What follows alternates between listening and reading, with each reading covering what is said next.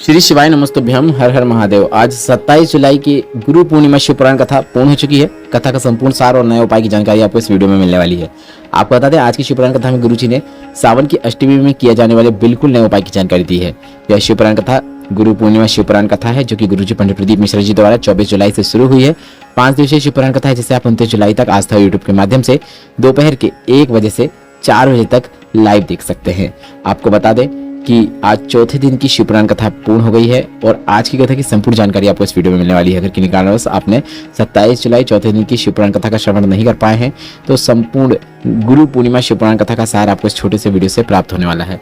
बढ़ते हैं बिना किसी देरी की कथा की पहली विशेष जानकारी की ओर। कथा शुरू होते गुरुजी ने कहा, एक महादेव है, एक माता जगदम्बा है, एक है गणेश भगवान, एक है सूर्य नारायण और एक है श्री हरि विष्णु। जब संसार का मनुष्य जीवन की उलझनों में फंसता है, नौकरी नहीं मिल रही है, तो आपको शिव पंचायत के 5 देवी देवताओं का स्मरण करना शुरू कर देना चाहिए। बढ़ते हैं आज की शिव पुराण कथा की दूसरी विशेष जानकारी की ओर।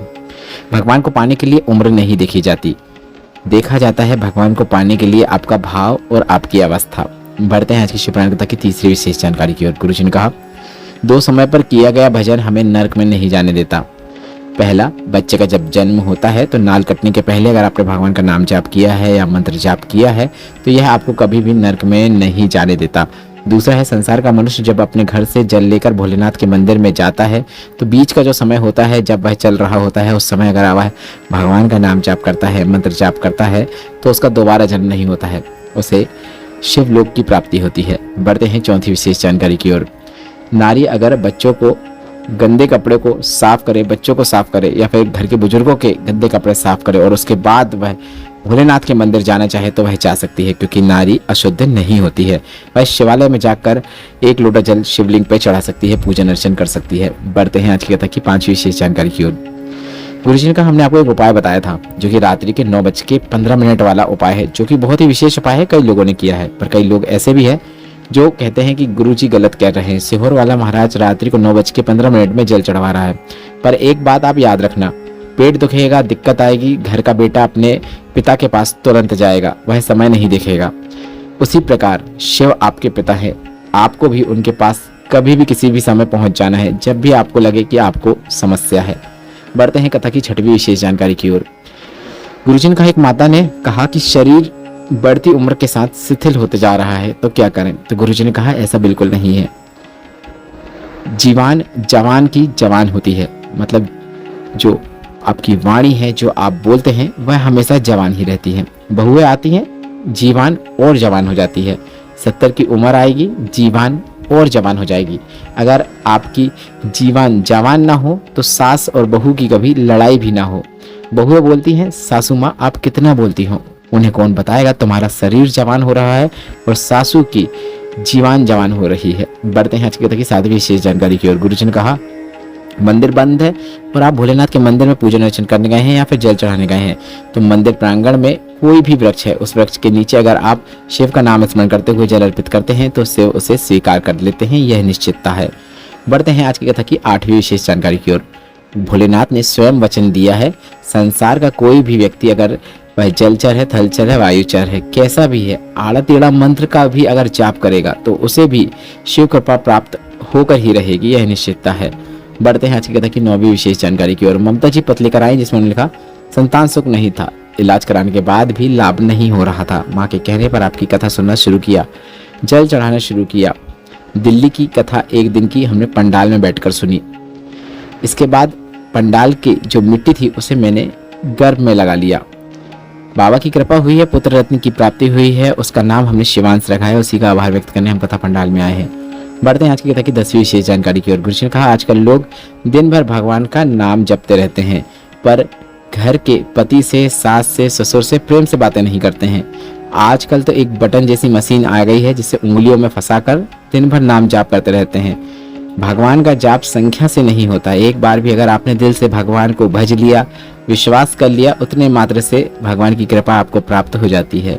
बढ़ते हैं आज की कथा की 11वीं विशेष जानकारी की ओर। गुरुजी ने कहा, कोई कहता है सावन में हम इतने चावल के दाने चढ़ाएंगे, इतने हम बेलपत्र चढ़ाएंगे, इतने हम धतूरे चढ़ाएंगे, ये चढ़ाएंगे, वो चढ़ाएंगे, तो आप शिव पर विश्वास करके निर्मल भाव से बिना दिखावे के 1 चावल का दाना भी अगर चढ़ा देते हैं, तो वह 1000 गुना होकर शिव स्वीकार करते हैं। एक बेलपत्र चढ़ा देते हैं, वह 1000 गुना हो जाती है। एक धतूरा चढ़ा देते हैं, वह भी 1000 गुना हो जाता है। बस आपका भाव में कोई भी दिखावा नहीं होना चाहिए। बढ़ते हैं आज की कथा की 12वीं विशेष जानकारी की ओर। द्रौपदी ने अपने गुरु से कहा, आप मुझे ऐसा मंत्र दें कि मुझे जब जरूरत हो तो उस मंत्र के कारण आप हमारी मदद करने आए। तो गुरु ने कहा, जो मंत्र दिया है उसका जाप मात्र से भगवान की कृपा तुम पर तुरंत होगी, मुझे आने की कोई जरूरत नहीं है। इसके बाद द्रौपदी ने सोचा कि मैं तो रजोधर्म में हूँ, ऐसे में भगवान को कैसे पुकारूं। उनके गुरु ने कहा, आप पुकार सकते हैं। और द्रौपदी ने द्वारकाधीश को पुकारा और भगवान की कृपा द्रौपदी पर तुरंत होना शुरू हो गई। बढ़ते हैं कथा की 13वीं विशेष जानकारी की ओर। आप आंदोलन करो, खूब आंदोलन करो, हम आपको वहां मिलते, पर हम आपके माँ बहन की जो आप गाली दे रहे हैं उसे हम स्वीकार नहीं कर सकते, इसलिए हम आपको वहां नहीं मिल पाएंगे। इसके बाद गुरुजी ने कहा, हम भी जंतर मंतर जाते, पर वहां पर जो भाषा का उपयोग किया जा रहा था, माँ बहन की गालियां जो नेता और प्रधानमंत्री को दी जा रही थी, ऐसा अमर्यादित जो कार्य हो रहा था, वहां पर हम कैसे जा सकते थे। बढ़ते हैं आज की कथा की 14वीं विशेष जानकारी की ओर। शरीर में अगर रोग आ गया है, जीवन में उन्नति नहीं मिल रही है, नौकरी इंटरव्यू में सफलता प्राप्त नहीं हो रही है, जीवन में बहुत परेशानियां चल रही है, पैसों की कमी बनी हुई है, तो इस सावन में आपको एक नया उपाय करना है। यह उपाय आपको सावन की दोनों अष्टमी में करना है, मतलब शुक्ल पक्ष और कृष्ण पक्ष 2 अष्टमी आएंगी सावन में, दोनों में आपको यह उपाय करना है। यह उपाय शाम के समय प्रदोष काल में करना है, इस बात का आपको ध्यान रखना है। शाम के समय आपको 2 दीपक प्रज्वलित करना है, एक दीपक गोल बाती का होगा, एक दीपक लंबी बाती का होगा। गोल दीपक हम भोलेनाथ के निमित्त प्रज्वलित कर रहे हैं और लंबी बाती का दीपक हम माता के निमित्त प्रज्वलित कर रहे हैं। सबसे पहले आपको गोल बाती का दीपक प्रज्वलित करना है, भोलेनाथ के मंदिर में, भोलेनाथ के सामने नीचे थोड़ी दूरी पर रखकर प्रज्वलित करें। इसके बाद लंबी बाती का दीपक प्रज्वलित करें और लंबी बाती का दीपक जो आप प्रज्वलित करेंगे उसकी जो बाती होगी वह उस दिशा की ओर होगी जिस दिशा में गोल बाती का दीपक रखा हुआ है, मतलब लंबी बाती की बाती का मुख गोल बाती वाले दीपक की ओर रहेगा। इसके बाद हमें हमारी जो भी कामना है वह कामना कर लेना है, वह कामना इसी सावन में पूर्ण होती हुई नजर आएगी, यह निश्चितता है। बढ़ते हैं कथा की 15वीं विशेष जानकारी की ओर। इंदिरा 84 जी पत्र लेकर आई, जिसमें लिखा, मेरी शादी के 23 साल हो गए थे, संतान सुख नहीं था। सभी के कहने पर मैंने आपकी कथा सुनना शुरू किया, मंदिर जाना शुरू किया, और पहले आप पे भरोसा नहीं था, यह हम कहना चाहते हैं, पर सफेद आंकड़े की जड़ का प्रयोग किया, विश्वास आप पर पूर्ण हुआ, शिव पुराण पर विश्वास पूर्ण हुआ और 23 वर्षों के बाद पुत्र रत्न की प्राप्ति हुई है, उसी का आभार व्यक्त करने कथा पंडाल में आए हैं।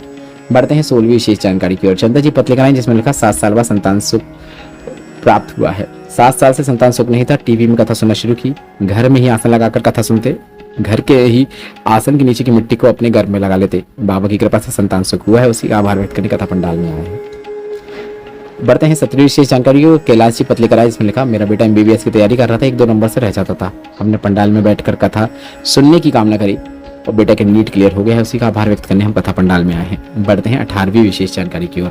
जाह्नवी जी पत्र लेकर आई, जिसमें लिखा, बेटे की नौकरी नहीं लग रही थी, 4 गुना अधिक मेहनत करने को कहा और पंडाल में बैठकर हम दोनों ने कथा सुनी, बेटे की नौकरी लग गई है, उसी का आभार व्यक्त करना चाहते हैं।